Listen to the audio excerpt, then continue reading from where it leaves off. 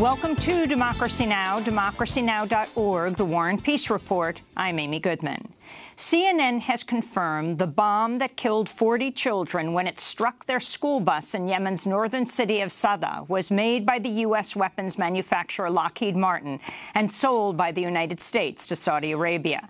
The August 9th airstrike has sparked widespread outrage and increased scrutiny about the U.S. role in the Saudi-led war in Yemen. The bomb, a laser-guided Mk-82, is similar to other U.S.-manufactured bombs that struck a Yemeni market, killing 97 people, and a funeral home in Sana'a, killing 155 people in 2016. Following the funeral home massacre, the Obama administration banned the sale of precision-guided military technology to Saudi Arabia. The Trump administration overturned the ban last year. To see our full coverage of the April 9th bombing of the school bus in Yemen, which killed 51 people overall, 40 of them school children, go to democracynow.org. In San Bernardino, California, Immigration and Customs Enforcement agents arrested a man driving his pregnant wife to the hospital to give birth last Wednesday, sparking widespread outrage. The ICE agents detained Joel Arona Lara when he stopped at a gas station, forcing his wife, Maria del Carmen Venegas, to drive herself to the hospital for her scheduled C-section. The couple has lived in the United States for more than 10 years and have 5 children, including the newborn baby. We'll have more on the story after headlines. In more immigration news, in Texas, armed guards forcibly removed 16 fathers from the Karnes County Detention Center, where they were being held with their sons after the families were separated at the border, then reunited. Authorities appear to have re-separated the parents and sons as retaliation for their plans to organize a nonviolent protest.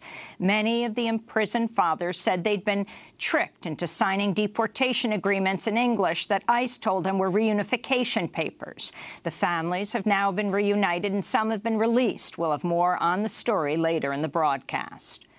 Former CIA Director John Brennan says he may pursue legal action against President Trump after Trump stripped Brennan of his security clearances last week. This is Brennan speaking Sunday. And so I think this is yet another example of his egregious abuse of power and authority.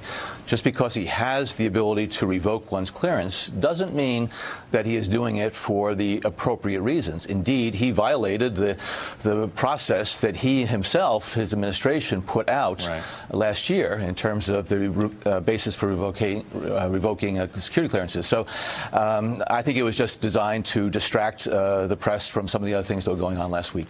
Former leaders of the U.S. national security establishment have blasted Trump's decision to strip Brennan of a security clearance, calling it a clear attempt to stifle the free speech of the president's critics.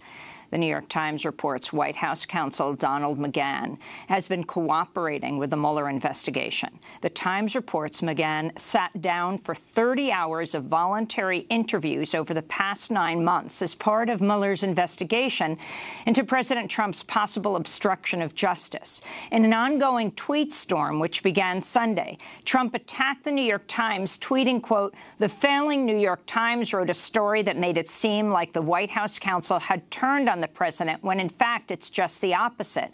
And the 2 fake reporters knew this. This is why the fake news media has become the enemy of the people, so bad for America," unquote, Trump tweeted.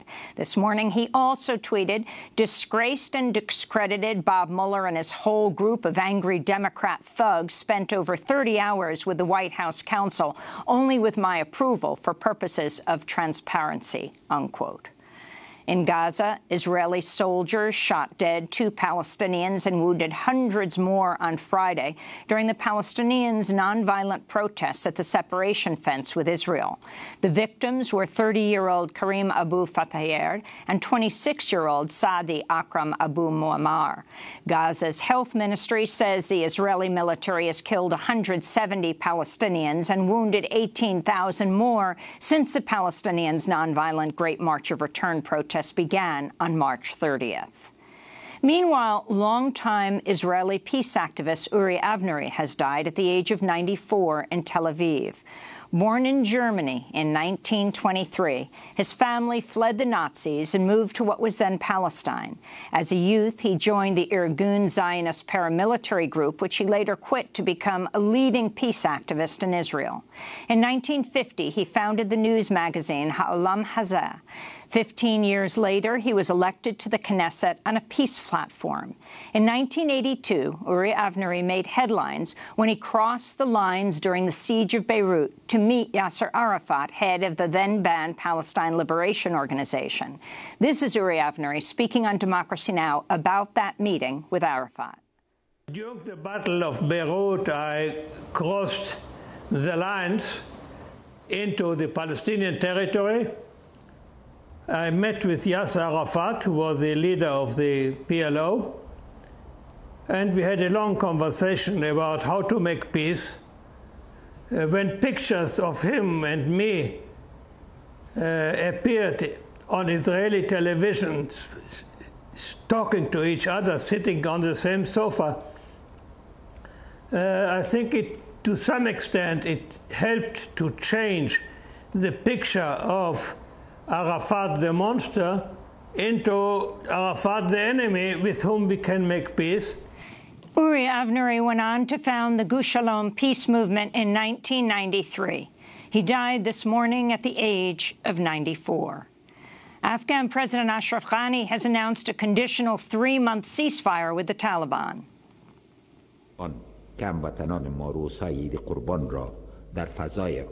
In order for our countrymen to spend the days of Eid al-Adha in a peaceful manner, once again we announce a ceasefire that will start tomorrow, Monday, until the day of Prophet Muhammad's birth anniversary, provided that the Taliban preserves and respects it and announces it for any period they agreed upon.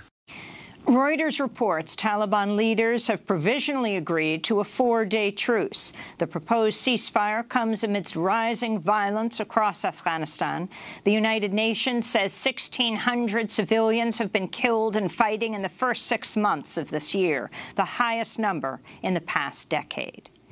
In Brazil, the United Nations Human Rights Committee has ruled jailed former President Luiz Lula da Silva cannot be barred from running in the October presidential elections.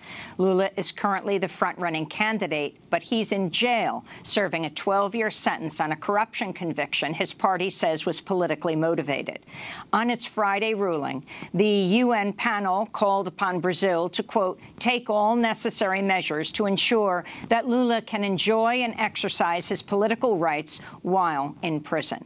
To see our interview with Lula just before he went to jail, go to democracynow.org. In Nigeria, at least 186 people have died in a cholera outbreak, with at least 16,000 more affected by the waterborne disease. The United Nations says over 70 million Nigerians lack access to safe drinking water. Back in the United States, a speechwriter for President Trump was fired last Friday after revelations surfaced that he'd spoken at a conference alongside prominent white nationalists. In 2016, Darren Beattie was a panelist at the H.L. Mencken Club conference alongside Peter Brimelow, founder of the anti-immigrant website VDare.com. The Southern Poverty Law Center calls the conference a gathering of, quote, white nationalists and pseudo-academic and academic racists, unquote. And Kofi Annan has died at the age of 80 at a hospital in Bern, Switzerland, Saturday. Born in Ghana, Annan served as the UN Secretary General from 1997 to 2006, becoming the first and only black African to hold the position. In 2001, he was awarded the Nobel Peace Prize. He vehemently opposed the 2003 U.S. invasion of Iraq, calling the action illegal. Kofi Annan has been criticized for his role as head of the United Nations peacekeeping operations from 93 to 97 during the Rwandan genocide and the Srebrenica massacre. This is Director General of the United Nations Office in Geneva, Michael Mueller. We have lost the moral voice of the world today. It's bad for the world in so many other ways. He was a peacemaker. He was always in the forefront of trying to help people. It's devastating for me personally. He was a mentor, he was a role model, he was a friend, and part of my life, both professional and personal. And when I say that, I am also very aware of the fact that this is true for so many others of my colleagues and people around the world. The former UN Secretary-General Kofi Annan died at the age of 80 in a hospital in Switzerland. And here in New York City, David McReynolds, longtime pacifist and socialist whom historian Howard Zinn and many others have called a hero of the anti-war movement, has died at Friday at the age of 88. For nearly 4 decades, from 1960 to 1999, McReynolds was a staff member with the War Resisters League, where he focused on counter-recruitment and helped organize one of the first draft card burnings. He went on to play a key role in some of the major demonstrations against the Vietnam War. He also campaigned for nuclear disarmament. In 1980 and 2000, McReynolds ran for president as an openly gay man on the Socialist Party USA ticket. We'll have more on David McReynolds and his life and legacy with Jeremy Scahill later in the broadcast. And those are some of the headlines. This is Democracy Now!, democracynow.org, The War and Peace Report. I'm Amy Goodman.